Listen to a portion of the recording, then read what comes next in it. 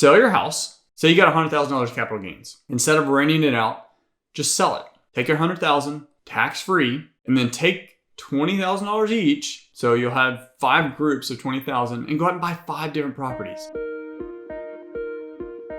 Hey everyone, welcome to the Invested Agents live podcast, Facebook Live, however you're watching this. I want to answer a question that I see a lot in the forums on Facebook and Bigger Pockets and just folks we meet at networking meetings. And that is, hey, should I sell or rent out my personal residence? Should I sell or rent my personal home? And it's a good question. And really it's a question that I've thought, and Jamie and I, we've talked about, like whenever we decide to upgrade our house, like, hey, do we want to just rent it out or should we just sell it? And one of the, I'd say almost nobody considers the biggest impact the biggest thing that should impact their decision. Should you sell or rent out your personal residence? Should you sell it or rent it out? Reasons why you'd want to rent it out, of course, cash flow. It's always nice. And maybe you don't necessarily need the capital gains to upgrade to wherever else you're going.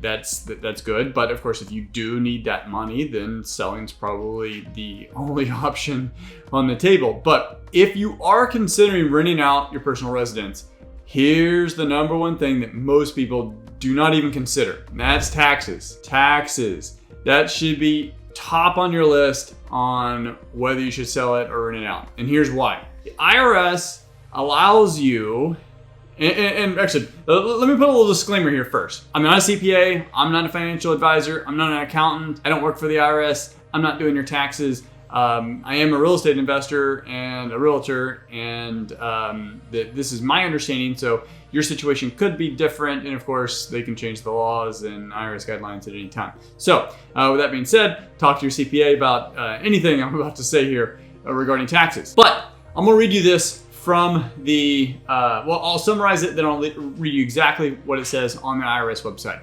Essentially, what the IRS does for your personal residence is they allow you up to like $250,000 of gain, meaning profit, on the sale of your residence tax-free.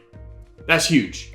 Tax-free. And there's even situations where it's up to $500,000 if you filed jointly with your spouse. Tax-free.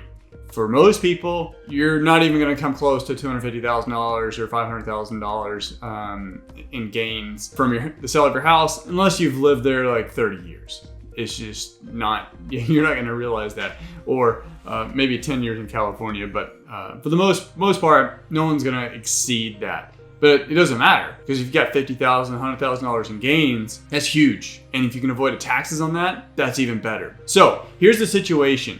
This is exactly coming directly from the IRS website.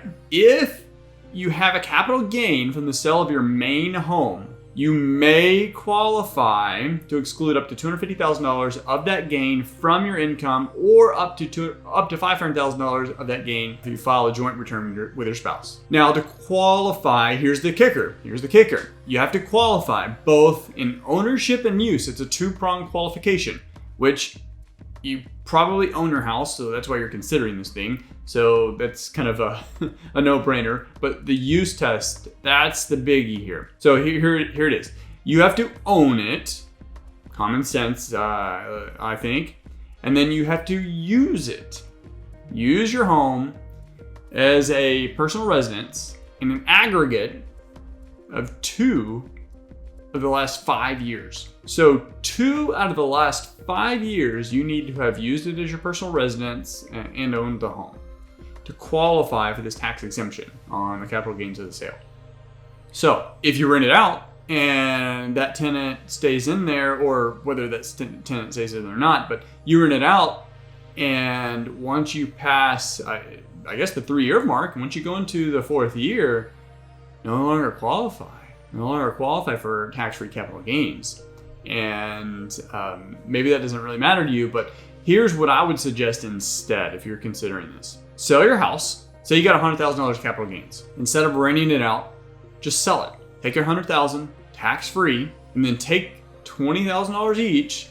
So you'll have 5 groups of 20,000 and go out and buy 5 different properties. Use the 20 grand as down payment. If you buy them at a discount, then the 20 grand will actually go a long way. And you probably, at least if you buy them as cheap as we do, you don't even need any cash, but having at least 20 grand as a down payment or excess cash to fund repairs will allow you to get a strong loan to value and better cash flow. Go out and turn that one property, which would have been your one rental property, your personal residence, and turn it into 5 using the tax-free capital gains in 5 different properties. So now, as opposed to one rental, you have 5, which overall net cash flow is probably much higher anyway. Here's a reason why maybe it would make sense to rent out your current home. Maybe you don't even qualify for the tax-free capital gain. Maybe you bought it, you're in the military, and or you bought it for your job, and all of a sudden you get relocated, or COVID happened, you don't have a job anymore, and you've got to move somewhere else for employment reasons. You've only lived there 12 months. In that case, you're not going to qualify for the capital gain. And if you actually bought it, then you're probably going to lose money just from transactional costs by selling it so quickly.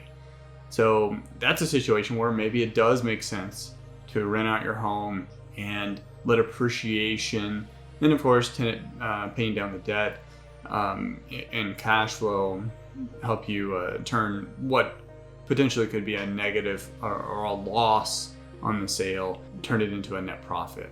So that example is not so much in the sense that you're going to make any money, because you probably wouldn't have anyway, but it's more of how to turn a bad situation where you might lose money in your house and turn it into a positive. But it is one reason why you might want to rent out your personal residence. There it is. If you should sell or rent your personal residence, quick summary.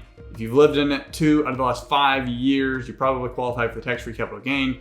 I personally would recommend that you look into selling it, take your tax-free capital gain, use those gains to deploy into multiple rental properties. So now you're diversified across multiple properties. And of course, you got tax-free capital gains, and overall should be in a much better financial and investment situation than if you just rented out your personal residence.